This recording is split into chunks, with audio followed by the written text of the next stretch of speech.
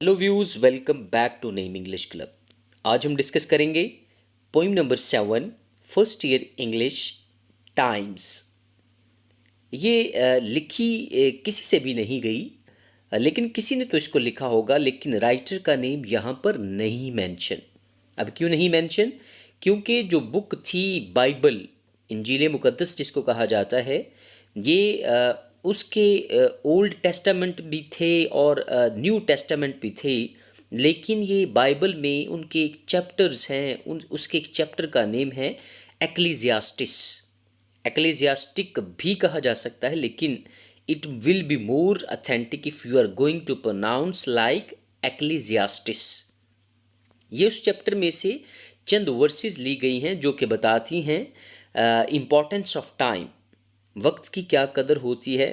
दरअसल राइटर हमें यहाँ पर बताना ये चाहता है कि वक्त की बहुत ज़्यादा बड़ी कीमत है।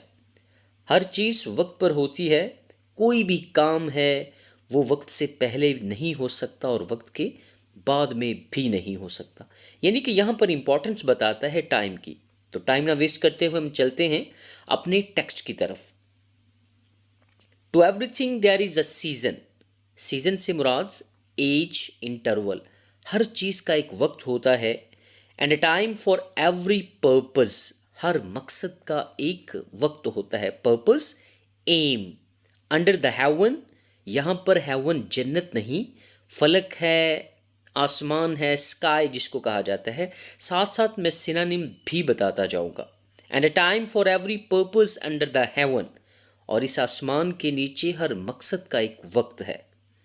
A time to be born, पैदा होने का वक्त है। And a time to die, और मरने का भी वक्त है। यानी कि जब इंसान पैदा होता है उसका भी कोई ना कोई वक्त तय्युन है, और जब वो मरता है तो उसका भी वक्त तय्युन है। A time to plant and a time to pluck up which is planted.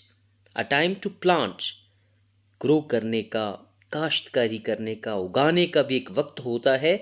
And a time to pluck up, pluck up, gather, collect जिसको तोड़ना कहते हैं, हार्वेस्ट कहते हैं, यानी कि तोड़ने का, इकट्ठा करने का भी, जो हमने बोया है उसका भी वक्त है। यानी सादा अल्फाज में हम ये कह सकते हैं बोने का वक्त है, और जो हम बोते हैं उसके काटने का भी एक वक्त है।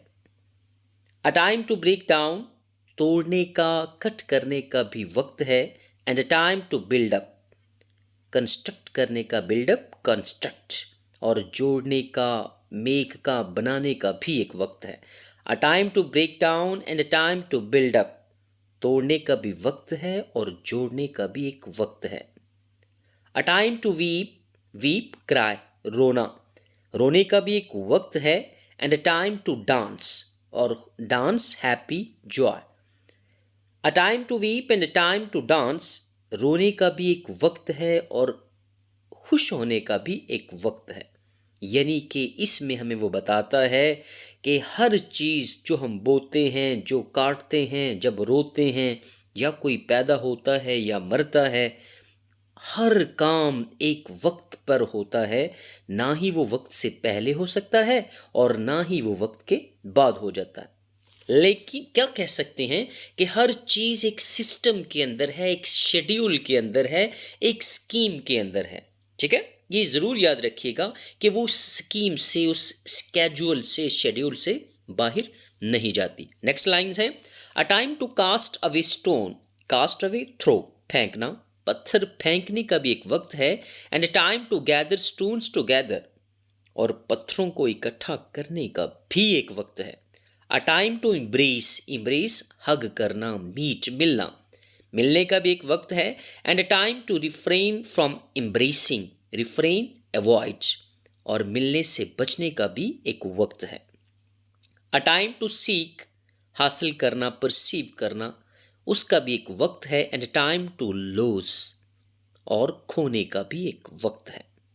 अ टाइम टू कीप, रखने का भी एक वक्त है। And a time to cast away, और फेंकने का, छोड़ने का भी एक वक्त है।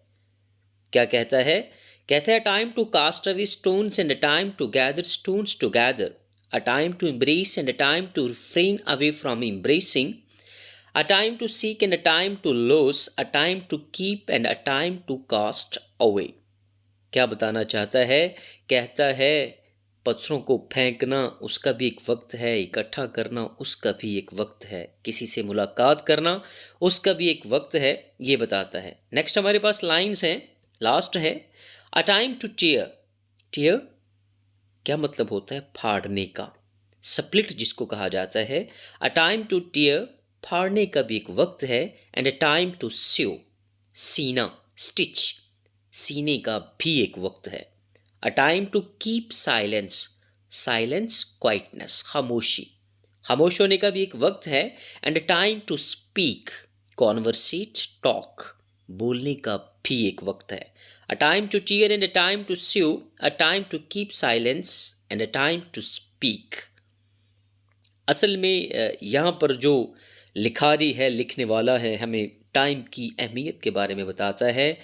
बताना ये चाहता है कि खुशी हो या गम, तमाम मामलात एक टाइम पे होते हैं। अगर खुशी है तो वो भी टाइम पे है, अगर गम है तो वो भी टाइम पे है। लेकिन बताता है कि इन तमाम मामलात को कंट्रोल करने वाली कौन सी ज़ात है? अल्लाह ताला की ज़ात है। तो घबराइएगा मत, अगर कोई टाइम आता है बुरा तो अच्छा भी आएगा। दुआ में याद रखिएगा।